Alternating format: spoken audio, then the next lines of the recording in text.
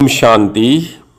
आज 28 नवंबर 2025 के शुक्रवार के प्रातः मीठी मीठी मधुवन मुरली के बाप दादा के मधुर ईश्वरीय महावाक्य सुनते हैं। मीठे मीठे प्यारे प्यारे बाप दादा ने कहा, मीठे बच्चे, यह भूल भुलैया का खेल है। तुम घड़ी घड़ी बाप को भूल जाते हो। निश्चय बुद्धि बनो तो इस खेल में फंसेंगे नहीं। मीठे बच्चे, यह भूल भुलैया का खेल है। तुम घड़ी घड़ी बाप को भूल जाते हो। निश्चय बुद्धि बनो तो इस खेल में फंसेंगे नहीं। प्रश्न है, कयामत के समय को देखते हुए तुम बच्चों का कर्तव्य क्या है? विनाश का समय, कयामत का समय देखते हुए तुम बच्चों का फर्ज या कर्तव्य क्या है? उत्तर है, तुम्हारा कर्तव्य है अपनी पढ़ाई में अच्छी रीति लग जाना और बातों में नहीं जाना है। बाप तुम्हें नैनों पर बिठाकर गले का हार बनाकर साथ ले जाएंगे। बाकी तो सबको अपना अपना हिसाब किताब चुकतू करके जाना ही है। बाप आए हैं सबको अपने साथ घर ले जाने। गीत चला दूर देश का रहने वाला, आया देश पर आए। ओम शांति। रूहानी बाप बैठ रूहानी बच्चों को समझाते हैं, भारत खास और दुनिया आम सब विश्व में शांति चाहते हैं। अब यह तो समझना चाहिए, जरूर विश्व का मालिक ही विश्व में शांति स्थापन करते हैं। गॉड फादर की को ही पुकारना चाहिए कि आकर विश्व में शांति फैलाओ। किसको पुकारें वह भी विचारों को पता नहीं है। सारे विश्व की बात है ना, सारे विश्व में शांति चाहते हैं। अब शांति का धाम तो अलग है, जहाँ बाप और आप आत्माएं रहती हो। यह भी बेहद का बाप ही समझाते हैं। अब इस दुनिया में तो ढेर के ढेर मनुष्य हैं, अनेक धर्म हैं। कहते हैं एक धर्म हो जाए तो शांति हो। सब धर्म मिलकर एक तो हो नहीं सकते हैं। त्रिमूर्ति की महिमा भी है, त्रिमूर्ति के चित्र बहुत रखते हैं। यह भी जानते हैं कि ब्रह्मा द्वारा स्थापना, लेकिन किसकी? सिर्फ शांति की थोड़ी ही होगी। शांति और सुख की स्थापना होती है। इस भारत में ही 5000 वर्ष पहले जब इनका राज्य था तो जरूर बाकी सब जीवात्माएं जीव को छोड़ अपने घर गई होंगी। अब चाहते हैं एक धर्म, एक राज्य, एक भाषा। अब तुम बच्चे जानते हो, बाप शांति सुख संपत्ति की स्थापना कर रहे हैं। एक राज्य भी जरूर यहाँ ही होगा ना। एक राज्य की स्थापना हो रही है, यह कोई नई बात नहीं है। अनेक बार एक राज्य स्थापन हुआ है, फिर अनेक धर्मों की वृद्धि होते होते झाड़ बड़ा हो जाता है। फिर बाप को आना पड़ता है। आत्मा ही सुनती है, आत्मा ही पढ़ती है, आत्मा में ही संस्कार हैं। हम आत्मा भिन्न भिन्न शरीर धारण करती हैं।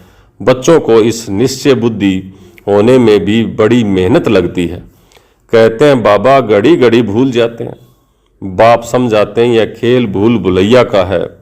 इसमें तुम जैसे फंस गए हो। पता नहीं है कि हम अपने घर अथवा राजधानी में कैसे जाएंगे।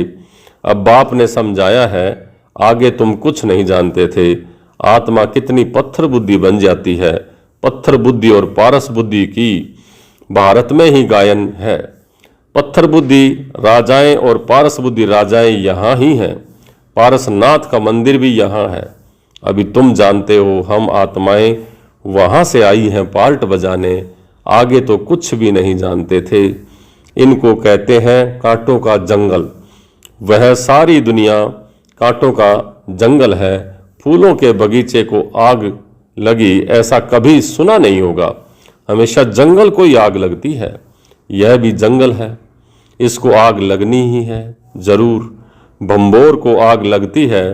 इस सारी दुनिया को ही भंबोर कहा जाता है। अभी तुम बच्चों ने बाप को जान लिया है।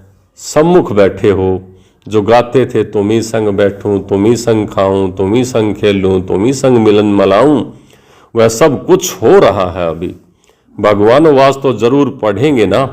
भगवान वाच बच्चों प्रति ही होगा ना। तुम जानते हो भगवान पढ़ाते हैं। भगवान कौन है? निराकार शिव को ही कहेंगे। भगवान शिव की पूजा भी यहाँ ही होती है।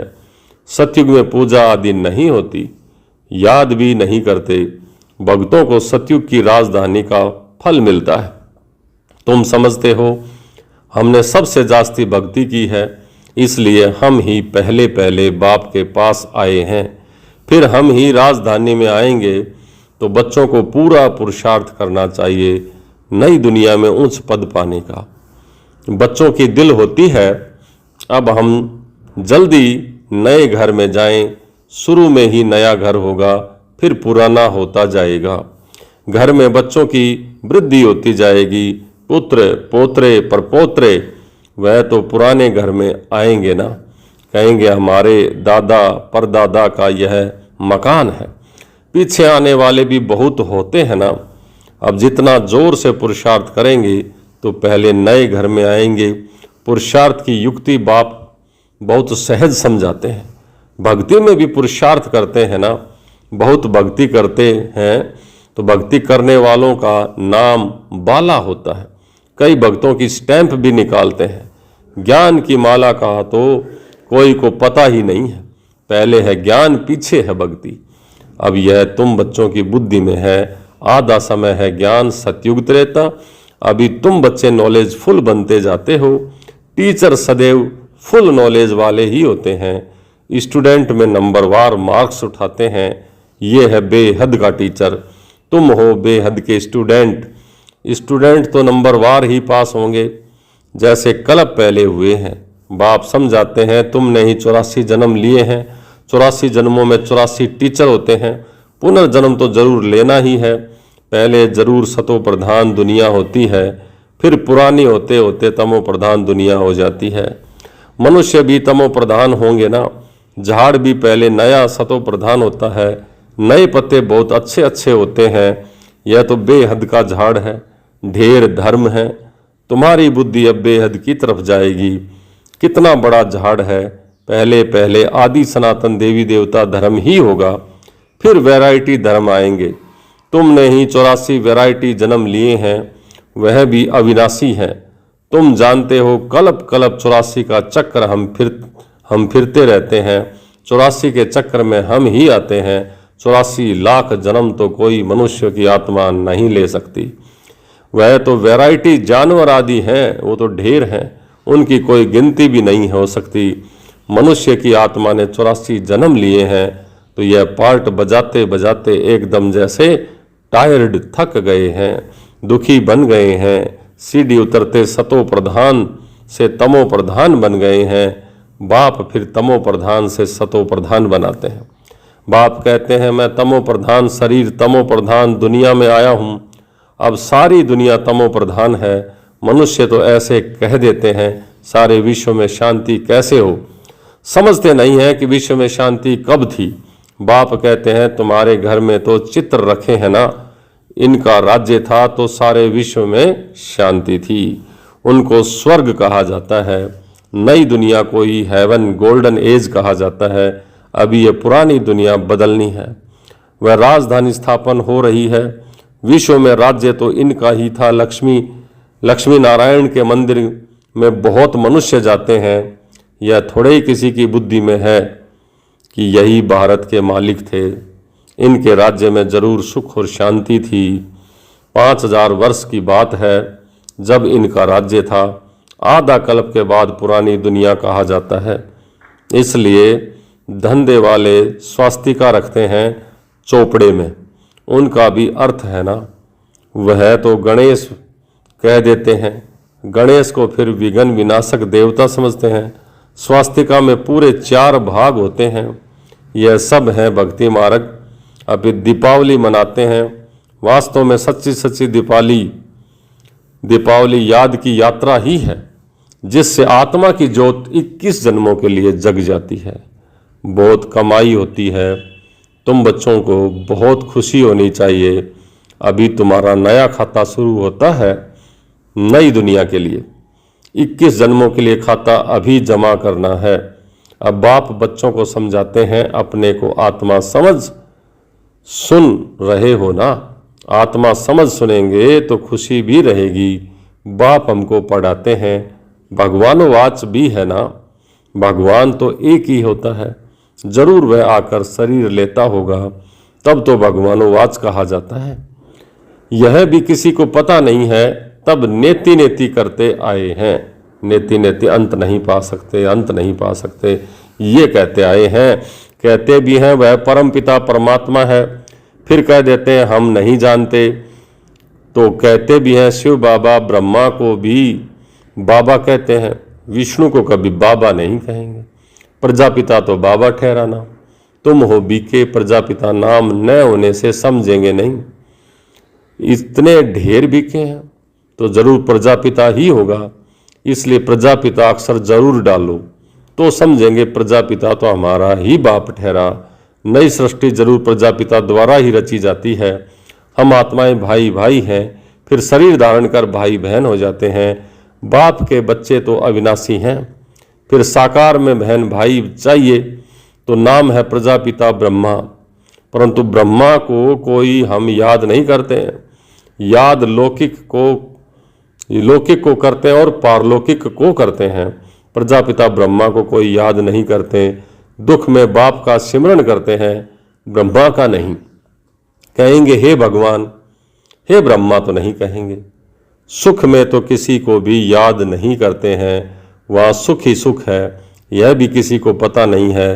तुम जानते हो इस समय है 3 बाप। भक्ति मार्ग में लौकिक और पारलौकिक बाप को याद करते हैं, सतयुग में सिर्फ लौकिक को ही याद करते हैं, संगम पर तीनों को ही याद करते हैं, लौकिक, अलौकिक और पारलौकिक। परंतु जानते हो कि वह है हद के बाप, उनसे हद का वर्षा मिलता है। अभी हमको बेहद का बाप मिला है जिससे हमें बेहद का वर्षा मिलता है, यह समझ की बात है। अब बेहद का बाप आए हैं ब्रह्मा के तन में, हम बच्चों को बेहद की सुख देने, उनका बनने से हम बेहद का वर्षा पाते हैं। यह जैसे दादे का वर्षा मिलता है ब्रह्मा के द्वारा। वह कहते हैं वर्षा तुमको मैं देता हूँ, पढ़ाता मैं हूँ, ज्ञान मेरे पास है, बाकी न मनुष्यों में ज्ञान है न देवताओं में ज्ञान है, ज्ञान है बाबा में। तो ज्ञान कहता है शिव बाबा मेरे में है, जो मैं तुम बच्चों को देता हूँ। ये है रूहानी ज्ञान। तुम जानते हो रूहानी बाप द्वारा हमको यह पद मिलता है। ऐसे ऐसे विचार सागर मंथन करना चाहिए। गायन है मन के जीते जीत, मन से हारे हार। वास्तव में कहना चाहिए माया पर जीते जीत, माया से हारे हार, क्योंकि मन को तो जीता नहीं जाता। मनुष्य कहते हैं मन की शांति कैसे हो, बाप कहते हैं आत्मा कैसे कहेगी कि मन की शांति चाहिए। आत्मा तो है ही शांति धाम में रहने वाली। आत्मा जब शरीर में आती है तब कार्य करने लग पड़ती है, और बाप कहते हैं तुम अब स्वधर्म में टिको, मैं शांत स्वरूप आत्मा हूँ, इस स्वमान में टिको, अपने को आत्मा समझो। आत्मा का स्वधर्म है ही शांत, बाकी शांति कहाँ से ढूंढेंगे। इस पर रानी का भी दृष्टांत है हार का, कि गले में हार था और ढूंढ रही थी सब कमरों में इधर उधर, तो मिले कैसे। तो सन्यासी दृष्टांत देते हैं और फिर खुद जंगल में जाकर के शांति ढूंढते हैं। बाप कहते हैं कि तुम आत्मा का धर्म ही शांति है, शांति धाम तुम्हारा घर है, जहाँ से पार्ट बजाते हो, पार्ट बजाने तुम आते हो। शरीर से फिर कर्म करना पड़ता है, शरीर से अलग होने से सन्नाटा हो जाता है। आत्मा ने जाकर दूसरा शरीर लिया, फिर चिंता क्यों करनी चाहिए, वापिस थोड़े ही आएगी। परंतु मोह सताता है, वहाँ तुमको मोह नहीं सताएगा। सतयुग में वहाँ 5 विकार होते ही नहीं, रावण राज्य ही नहीं, वो है ही राम राज्य। हमेशा रावण राज्य हो तो फिर मनुष्य थक जाए, कभी सुख देखे ही ना। अभी तुम आस्तिक बने हो और त्रिकालदर्शी भी बने हो। मनुष्य बाप को नहीं जानते हैं, इसलिए नास्तिक कहा जाता है। अभी तुम बच्चे जानते हो, यह शास्त्र आदि जो भी पास्ट हो गए हैं, यह सब हैं भक्ति मार्ग। अभी तुम हो ज्ञान मार्ग में। बाप तुम बच्चों को कितना प्यार से नैनों पर बिठा करके ले जाते हैं, गले का हार बनाए सबको ले जाता हूँ। पुकारते भी सब हैं, जो काम चिता पर बैठ काले हो गए हैं, उनको ज्ञान चिता पर बिठाए हिसाब किताब चुकतू कराए वापिस ले जाते हैं। अब तुम्हारा काम है पढ़ने से, और बातों में क्यों जाना चाहिए। कैसे मरेंगे, क्या होगा, इन बातों में हम क्यों जाएं? यह तो कयामत का समय है, सब हिसाब किताब चुकतू कर वापिस चले जाएंगे। यह बेहद के ड्रामा का राज तुम बच्चों की बुद्धि में है, और कोई नहीं जानते। बच्चे जानते हैं हम बाबा के पास कलप कलप आते हैं बेहद का वर्षा लेने। हम जीव की आत्माएं हैं, बाबा ने भी देह में आकर प्रवेश किया है। बाप कहते हैं मैं साधारण तन में ही आता हूँ, इनको ही बैठ समझाता हूँ कि तुम अपने जन्मों को नहीं जानते हो। और कोई ऐसे कह न सके कि बच्चे आत्म अभिमानी बनो, बाप को याद करो। अच्छा, मीठे मीठे सिकल दे बच्चों प्रति माता पिता बाप दादा का याद प्यार और गुड मॉर्निंग। रूहानी बाप की रूहानी बच्चों को नमस्ते। हम रूहानी बच्चों की रूहानी बाप दादा को याद प्यार, गुड मॉर्निंग और नमस्ते। नमस्ते मीठे बाबा, बहुत बहुत शुक्रिया आपका। धारणा के लिए मुख्य सार। पहला, याद की यात्रा में रहकर सच्ची सच्ची दीपावली रोज मनानी है। अपना नया खाता 21 जन्मों के लिए जमा करना है। दूसरा, ड्रामा के राज को बुद्धि में रख पढ़ाई के सिवाय और किसी भी बात में नहीं जाना है, सब हिसाब किताब चुकतू करने हैं। आज का वरदान, रूहानियत की स्थिति द्वारा व्यर्थ बातों का स्टॉक खत्म करने वाले खुशी के खजाने से संपन्न भवै। रूहानियत की स्थिति द्वारा व्यर्थ बातों का स्टॉक खत्म करने वाले खुशी के खजाने से संपन्न भवै। रूहानियत की स्थिति द्वारा व्यर्थ बातों के स्टॉक को समाप्त करो, नहीं तो एक दो के अवगुणों का वर्णन करते बीमारी के जर्म्स के वायुमंडल में फैलाते रहेंगे। इससे वातावरण पावरफुल नहीं बनेगा। आपके पास अनेक भावों से अनेक आत्माएं आएंगी, लेकिन आपकी तरफ से तुम शुभ भावना की बातें ही ले जाए। अनेक तरह की बातें आएंगी, अनेक तरह की आत्माएं आएंगी, लेकिन आपकी तरफ से सब शुभ भावनाओं की बातें ही ले जाएं। यह तब होगा जब स्वयं के पास खुशी की बातों का स्टॉक जमा होगा। यदि दिल में किसी के प्रति कोई व्यर्थ बातें होंगी तो जहां बातें हैं वहां बाप नहीं पाप है। तो जहां बातें हैं वहां बाप नहीं पाप है। स्लोगन है, स्मृति का स्विच ऑन हो तो मूड ऑफ हो नहीं सकता। याद की स्मृति का स्विच ऑन हो तो मूड ऑफ हो नहीं सकता। व्यक्ति सारे अशरीरी व विदेही स्थिति का अभ्यास बढ़ाओ। जितना जो बिजी है उतना ही उसको बीच बीच में यह अभ्यास करना जरूरी है। फिर सेवा में जो कभी कभी थकावट होती है, कभी कुछ न कुछ आपस में हलचल हो जाती है, वह नहीं होगी। 1 सेकंड में न्यारे होने का अभ्यास होगा तो कोई भी बात हुई 1 सेकंड में अपने अभ्यास से इन बातों से दूर हो जाएंगे। सोचा और हुआ, युद्ध नहीं करनी पड़ेगी। अच्छा, ओम शांति।